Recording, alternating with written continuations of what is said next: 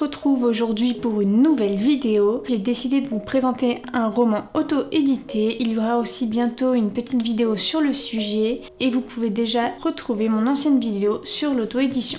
Donc aujourd'hui nous allons parler de Alter Ego tome 1 Au-delà des apparences de Célène Desroses. À travers ce roman, je vous invite à découvrir Nia qui va voir sa vie chamboulée suite à un accident. Et très cher lecteur, je vous invite à découvrir les raisons de son accident à travers votre lecture. Donc pour vous dire, Nia, c'est un prénom que j'ai beaucoup apprécié, c'était la première fois que je le voyais à travers un roman, et c'est vrai que c'est une chose que j'aime beaucoup de découvrir des nouveaux prénoms ou des anciens prénoms à travers les romans. Pour ce livre, malheureusement, j'ai eu un petit peu de mal à rentrer dans l'histoire, je vais tout vous expliquer à travers cette vidéo. Néanmoins, l'auteur a une très belle écriture, j'aime beaucoup sa plume et j'aimerais découvrir le tome 2, mais je peux pas vous dire que du positif de ce livre parce qu'il n'y a pas que ça. Donc les raisons qui me poussent à vous dire que je n'ai pas beaucoup apprécié, ou au moins pas apprécié comme je le voulais, cette lecture sont le fait que le roman soit très poussé psychologie. Ce côté très psychologie en fait empiète un petit peu sur l'histoire, on n'a pas assez le temps de découvrir les personnages, de découvrir tout ce qui les entoure finalement, et donc parfois ça manque de description sur l'environnement, sur Nia, ça casse un petit peu aussi le rythme et ça rend la lecture un peu trop impersonnelle à mon goût.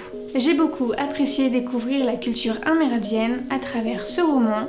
L'histoire se passe à Chicago et on voit que l'autrice a fait un énorme travail. Qui est parfait, c'est qu'on se retrouve plongé à Chicago. Si vous voulez un petit peu de vacances, je vous invite à partir avec Nia.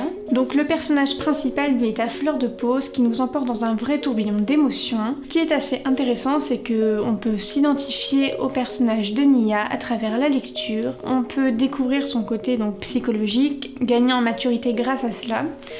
C'est vrai que je pense que c'est un roman qui peut aider beaucoup de gens de ce côté-ci. Pour conclure cette vidéo, je vais vous avouer que c'est un roman qui est très porté sur la quête de soi et j'ai trouvé ce domaine de lecture très intéressant. Ça faisait longtemps que je voulais découvrir un petit peu cet univers de la quête de soi parce qu'on en parle très peu dans l'univers des romans. Il traite aussi beaucoup du sujet de l'amour, de l'amitié, de l'identité de soi-même parce que finalement comment on peut être certain qu'on se connaît bien si notre identité n'est pas forgée. Donc Célène, quand tu vas regarder cette petite vidéo, je suis vraiment navrée du point négatif, c'est avec plaisir que je lirai ton tome 2 et que je le chroniquerai.